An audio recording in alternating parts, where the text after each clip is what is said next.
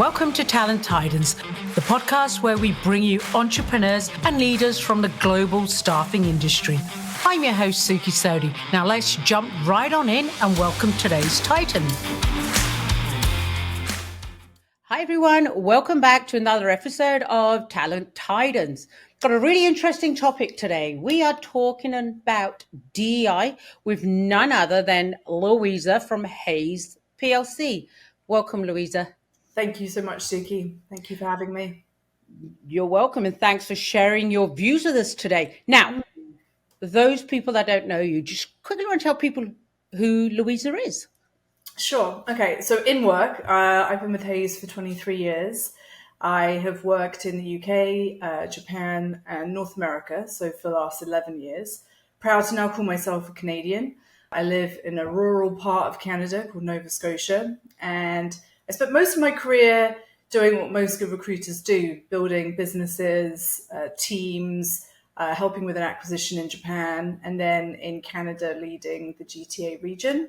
And then in 2019, I started to sort of dabble in a bit of diversity, equity, and inclusion work. And obviously, that really blew up in 2020. So then I moved full-time into a diversity, equity, and inclusion role across the Americas region. And I was leading DEI.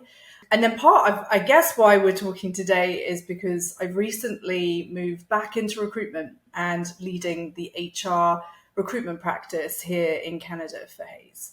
So excited to talk about all of that.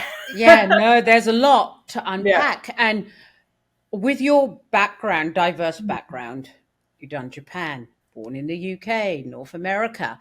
Today's topic is actually, you know, you've got the experience, the life experience to be able to talk about this. So we're just going to dive straight in if that's okay with you.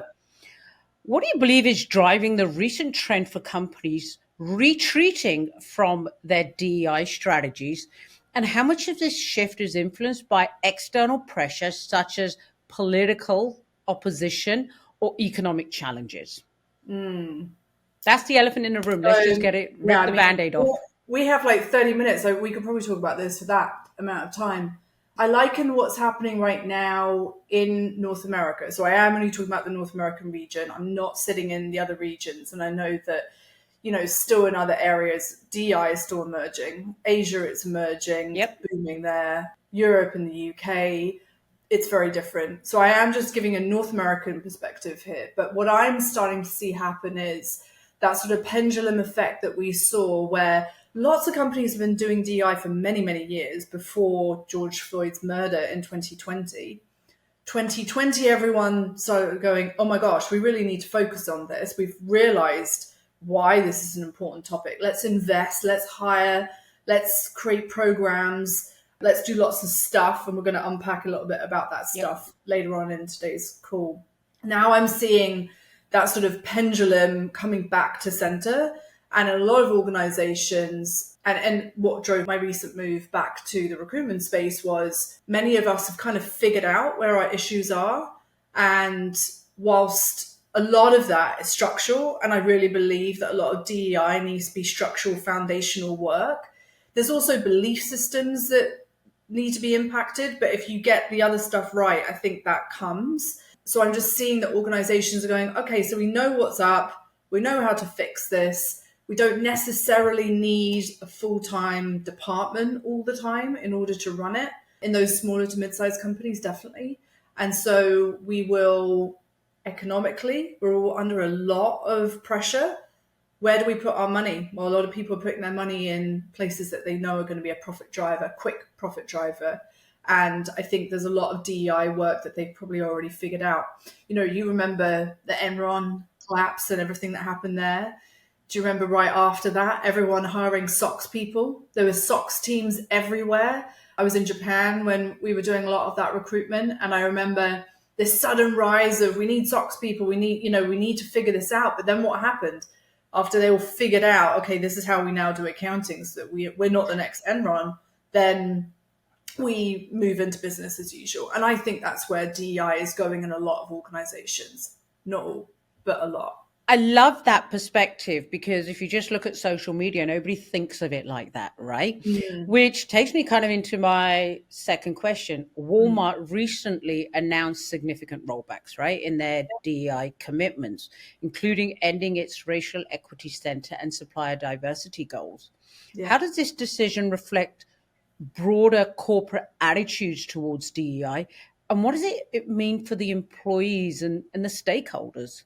Yeah. I don't know the ins and outs of that particular Yep. scenario, just what's out there in the news. So I just want to be Mm-hmm. clear on what I'm commenting on is just what we're sort of seeing. But what I'm seeing in organizations is certainly if you're in the US, there are new legislations or legislations that you need to be aware of. Obviously, I'm not a lawyer, so this is not legal advice, but Yep.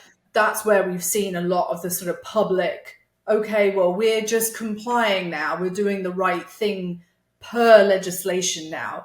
That doesn't mean, though, necessarily internally, socially, and ethically, they're going, oh, well, we don't care about these groups of people anymore.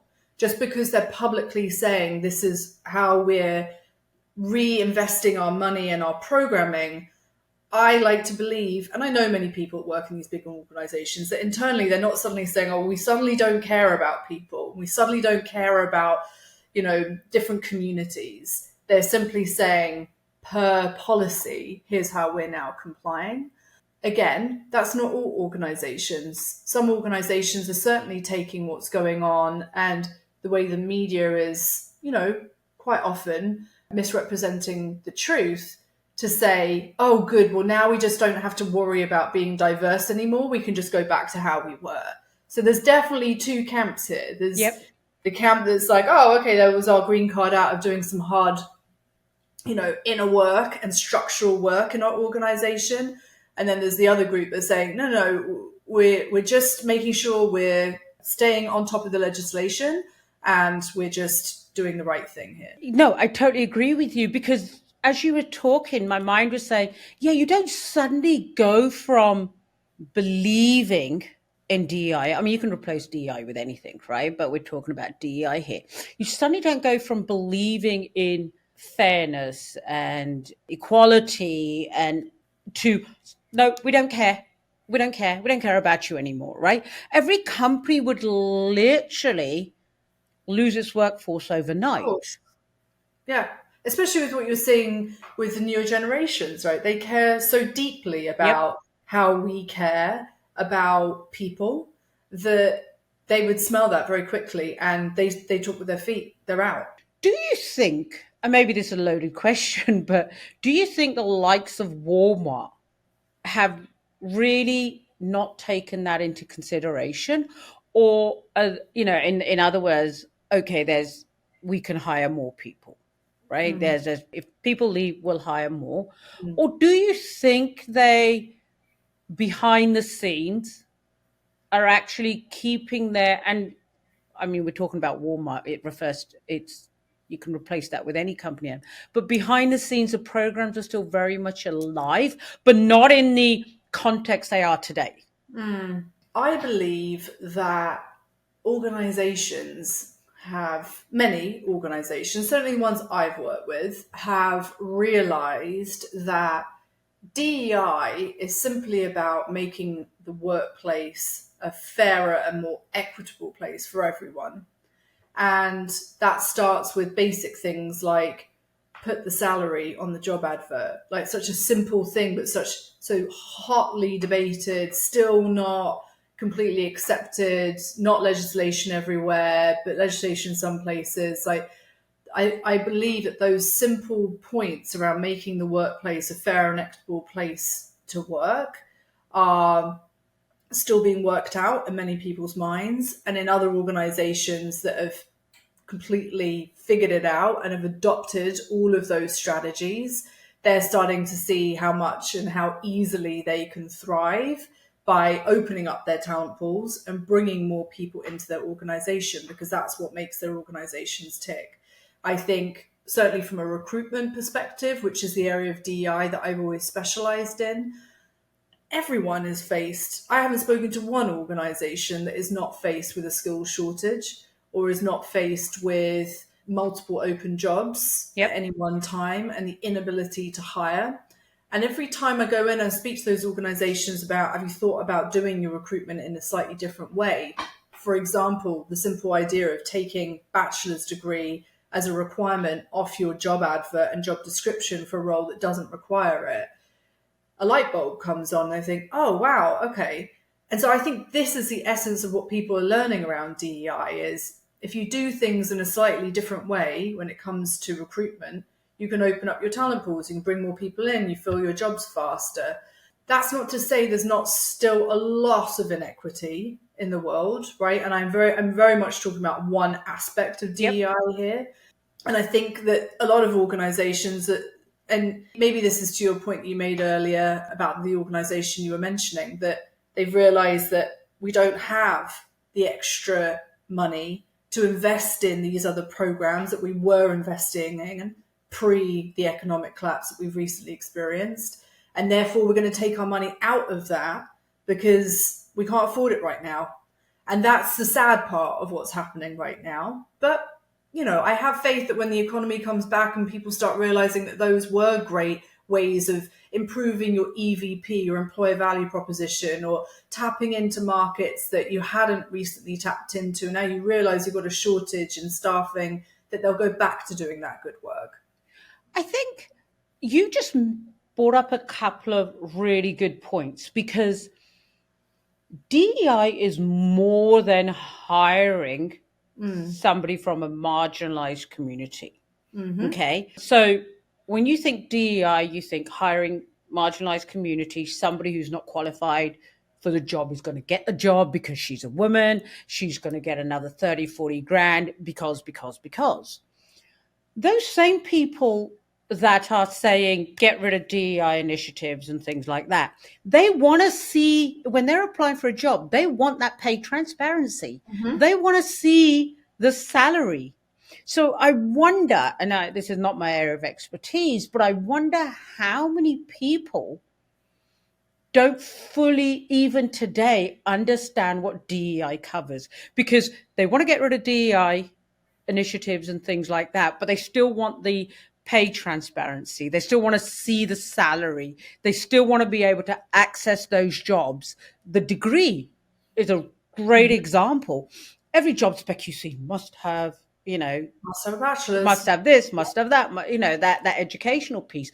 We all know there are some phenomenal people out there who don't have a degree, but they're running multi-billion-dollar businesses. So those people want access to those jobs. So I think, I guess what I'm saying, and anybody listening to this that is on the side of, no, get rid of these initiatives, it's a good thing to get rid of these initiatives, think deeper, because these initiatives involve more than just a marginalized community. There's so much more around that. Yeah. I think where I see that this work has gone wrong is that we did, I say we because, it's everyone's involved, right? That we went from essentially villainizing one group to doing that to another. Yeah. And middle-aged white men, young white men are scared about what they see in the press. And I understand why. I also understand the other side, of course, because I've been working in this world for 5 years. So of course I do. But that is, to me, what has caused this huge media backlash that we're seeing, because it was completely the wrong thing to do. You're blaming a group of people who, many of which had nothing to do with any of the issues that were happening in an organization. They weren't in control of who got the next job, or who was considered for a promotion, or who was exited from an organization during an economic downturn. Yet now they feel the impact, because when they see a job being advertised, they feel like they can't apply because they don't match any of the diverse groups that might have been specified on the job description. So whilst I completely understand why those conversations have happened, I don't agree with villainizing one group over another. I agree with the idea that, you can remove barriers. So if anyone's ever seen me speak before, my whole thing is about removing barriers. Well, you done a whole session on it at the 2024 Canadian Staffing Summit. I've got a video that I'm going to post soon. I've got the video that you did for me last year. There's a video I'll post. I'll do it today, actually, from a Disrupt HR talk that I did on this topic, which is take away unnecessary barriers and you open up the playing field for everyone, whether that be a middle-aged white man who's also the primary caregiver to their children, whether it be a woman, whether it be a black person, whoever it might be. You can, hiring, recruitment, the world of work is all about finding meaningful work where you're going to flourish in your career, you're going to keep doing better, and the company you work for is going to do better too. Like, that's what it's about, right? And there is a whole lot of work that has to happen before that. That's not my area of expertise. And I'm talking about the education system, the fairness and equity, and the way that people are treated through that. The criminal system, like there's a lot of other stuff. That's not my area of expertise. But when I talk about DEI in the world of work, it's these sort of things. So I talk about things like when you're advertising a job, put the hours on there. If you are a caregiver, whether you're male, female, non-binary, you're looking after a kid, an elderly, aging parent, you want to know before you apply for the job, can I get there and can I finish on time to do all the other stuff I have to do in my life? Right? And as an employer, I want to hire someone that can do the hours. Right. And you're not going to spend hours talking to them to then find out that actually they have to, take their father to hospital every Monday at 8:30, right? So I believe that the things that we as a world of work can do open up barriers, remove barriers for everyone, not just a certain population. But of course it does focus on certain populations, right? The bachelor's one, whenever I say to someone, only 30% of Canada has a bachelor's degree. The second you put that on your job advert, 70% of the country can now not apply to your job. Oh, yeah, that's an interesting point. I always joke, I really do hope that my doctor has a bachelor's degree, but I do not care if an AP clerk has a bachelor's degree or multiple professions. Recruitment, like you don't need a bachelor's degree to be in this line of work. Well, you can have a bachelor's degree and be one of the dumbest people in a room. Yeah, right? I mean, also the other one is tenure. When you look at a job advert and it says, must have 10 to 15 years of experience. Well, that doesn't mean that they're any good. I it just agree. means they were really good at keeping their job. What you actually mean is, I need someone who is proven to hire trainees, train them, develop them, get them through, a career life cycle in your organization. Maybe that's what you mean by 10 to 15 years of experience, or must have deep expertise in a certain product, right? That's what you mean. So let's take tenure off, because it's chicken and egg. Like, you can't get the job without having the experience, but you can't get the experience without having the job. And now we're all stuck and no one can get the job. No one can fill the job, right? These templates these job ads are almost like everyone's got this template, right? Yes. And they just cut and paste. Every job starts with the same template and they just change that middle part. So that leads me into my next question. What lessons can businesses learn from organizations that successfully maintained a DEI initiative despite the external factors, and how can these lessons be applied more broadly?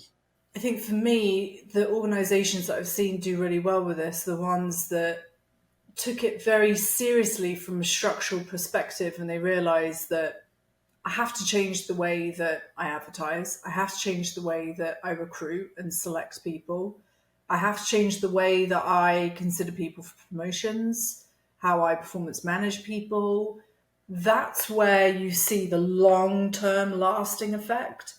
I think where a lot of shortcuts have been taken, where people are put into roles for, the wrong reasons, I think is very, very tricky. I think sometimes it's incredible and you see someone who never would have got an opportunity get an opportunity and they flourish. But that's where they did the recruitment in the right way, right? And I know I've spoken to a lot of people that would say, like, I as a woman would hate to know I got a job because I'm a woman. Yep. I want to know I got the job because I've got the skills. But then I also want to caveat that with, there are a lot of women that haven't been able to get those skills. So we've got to fix those problems. And I'm talking about all different groups of people here, right? And I include white men in that, because there's jobs that a lot of white men aren't considered for because they're not considered right?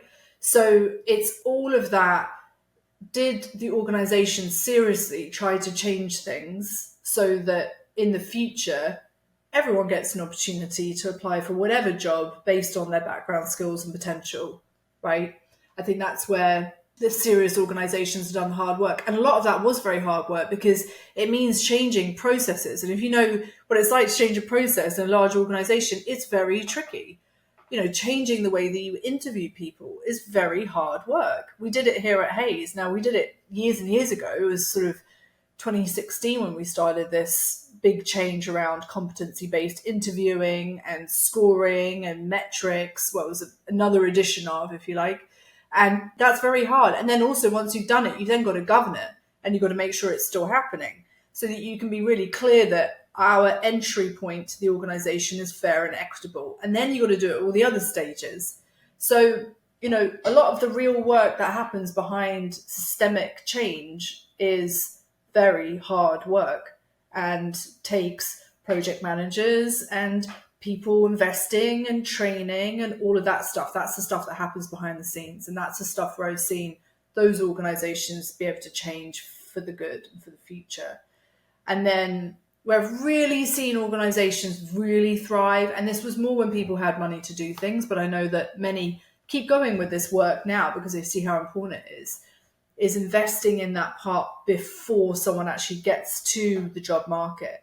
So the programs I've seen go on in schools and in colleges and with youth groups, where there's a partner that we work with in the US called Think Big for Kids, and they said to me, we start with kids when they're 12. And I said, that's very early for someone thinking about their career. This is years ago when I didn't know what they did. And they said, no, because that's the age when you start to imagine what you can be. And if you imagine that you're only ever going to play small in the world, guess what? You only ever play small in the world. So we're going to start investing in these youth at age 12, not to help them write their resume and prepare for interviews, because that's where my recruitment mind went. We're going to start investing in them so that they can start imagining where they could be. And we're going to start showing them options that they might not have been shown before, because maybe socioeconomically they haven't been exposed to those kind of careers or jobs or what have you. And we're going to start breaking down those barriers for them really early on. That's where you see the real magic in this work, because they're impacting communities before they get to that age of sending out their first resume and going for that first interview, right?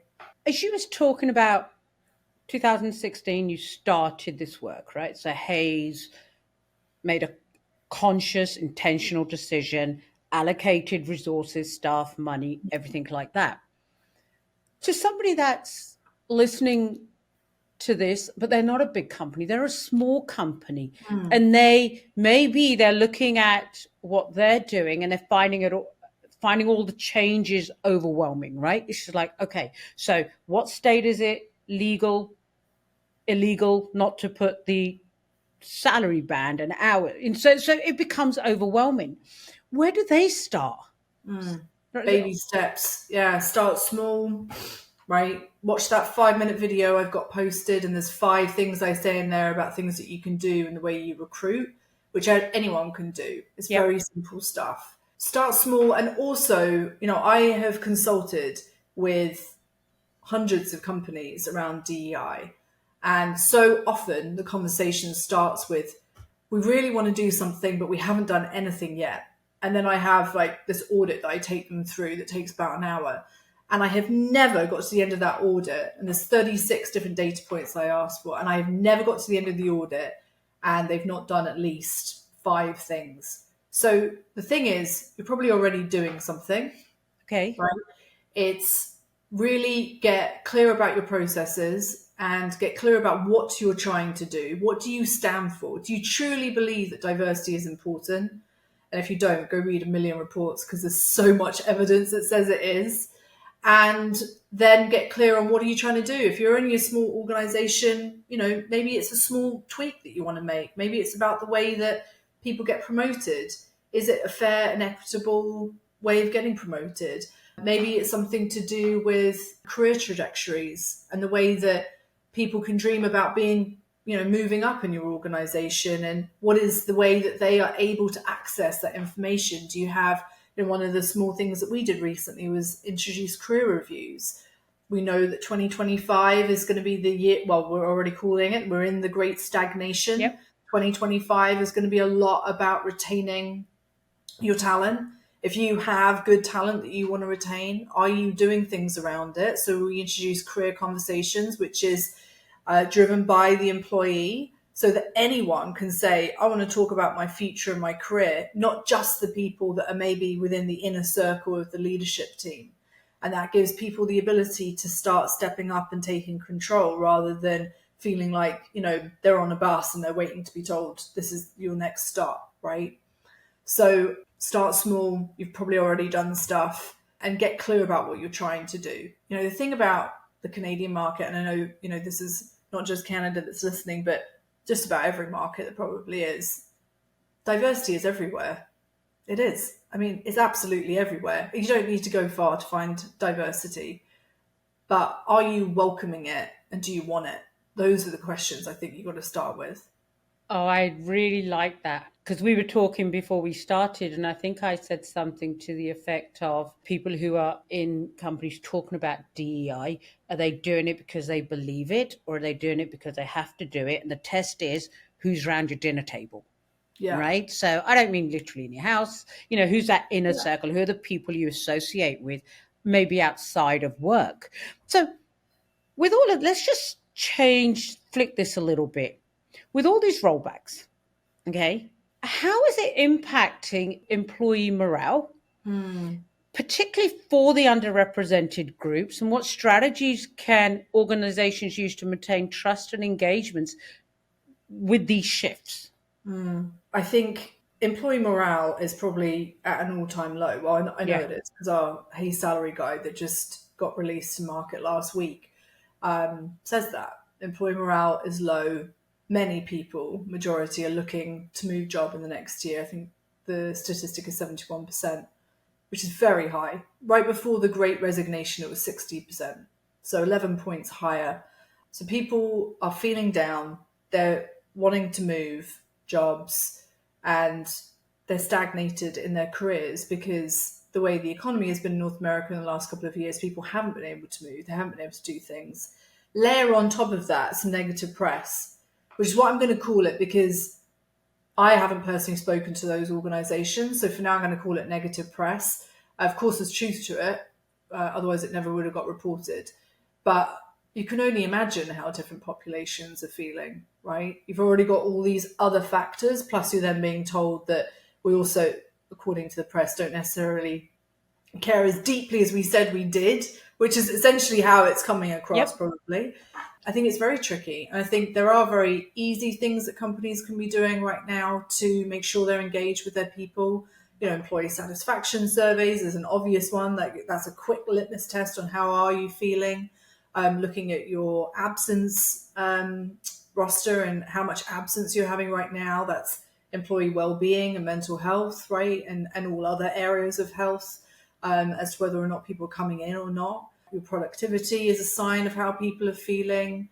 So there are lots of strategies that I'm seeing organizations use. I've mentioned a couple already. I think one of the big ones that we're going to see in the year ahead or years ahead is around pay transparency. It's one of the easiest ways to build trust with your employees, is be transparent about what you pay. And I don't necessarily mean that you are internally publishing a list of what people get paid. Yep. As I mentioned at the beginning, I'm not a lawyer. This is not legal advice. I'm just giving you, feedback on what I'm seeing go well in other areas. And obviously it became legislation in BC in the last couple of years, last year. And we're starting to see, anecdotal stories and feedback of how that makes people feel. So publish your salaries. That creates trust. Younger people talk about their pay. Yes. There was a survey done, I think, through Mercer that talks about it.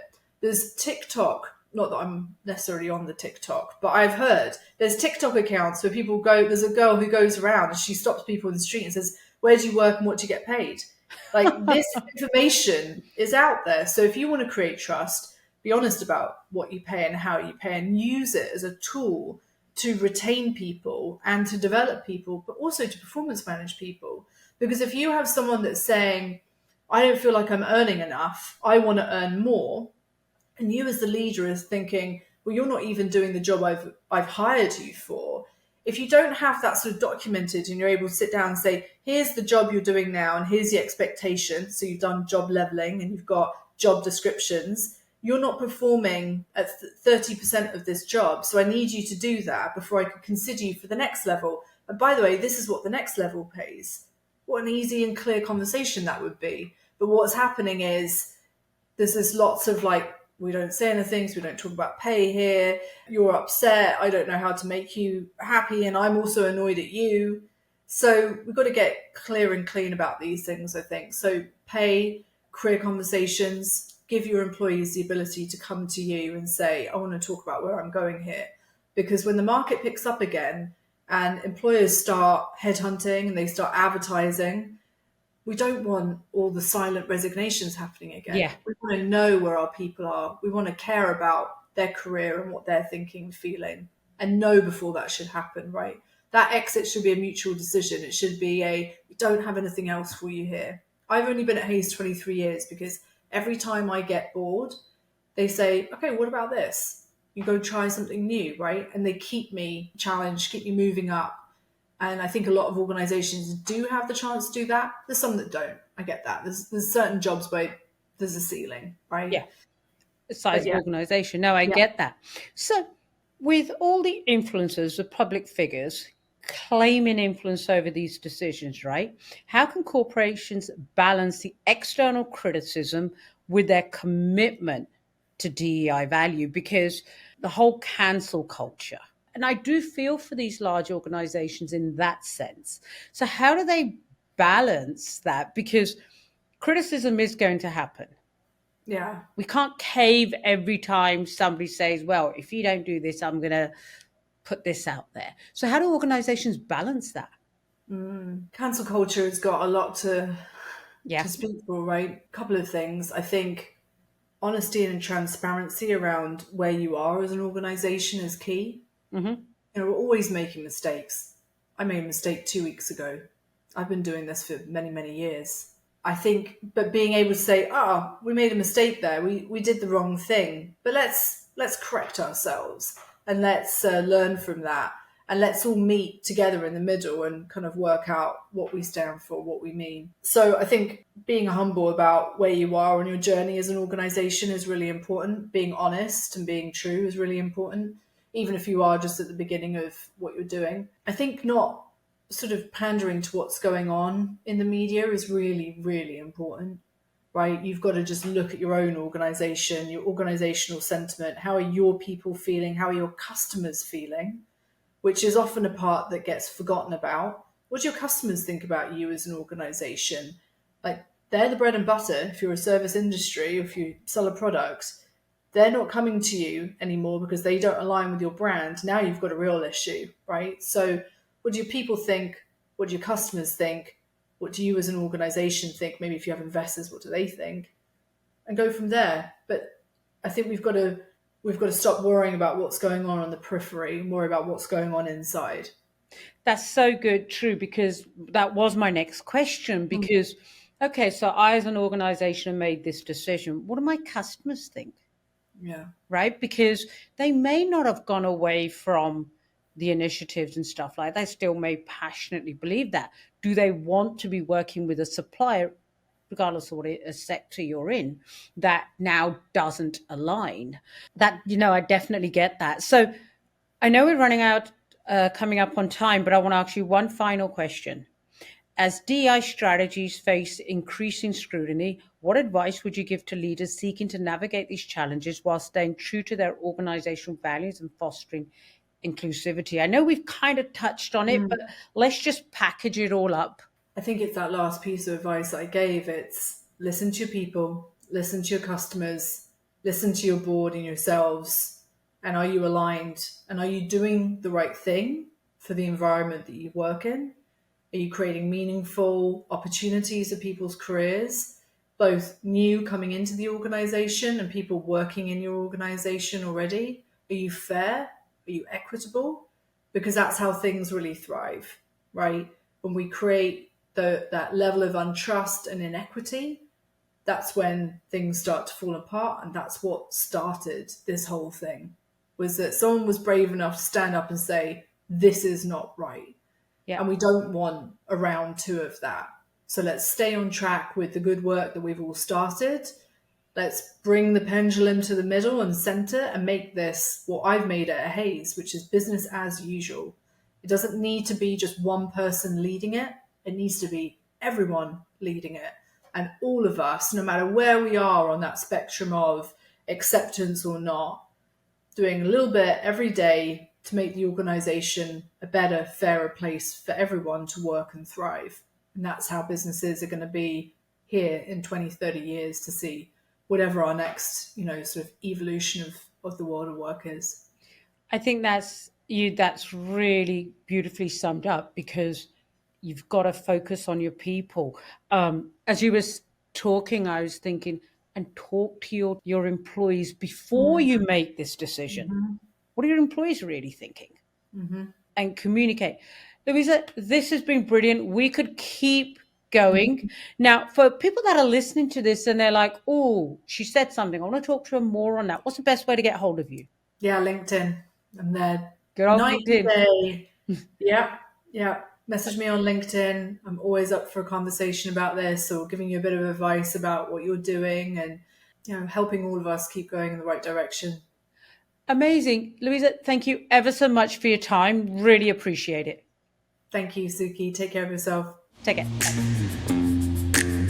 Thank you for listening to this episode of Talent Titans, brought to you by Recruitment Professional Forum, where they're building a grassroots community for professionals and leaders in the recruitment industry to collaborate, advocate, and advance the profession. If you liked or were inspired by what you heard, make sure to follow, subscribe, and even leave a review. It lets more talented recruiters like you find the show. Until next time, keep on being a talent titan.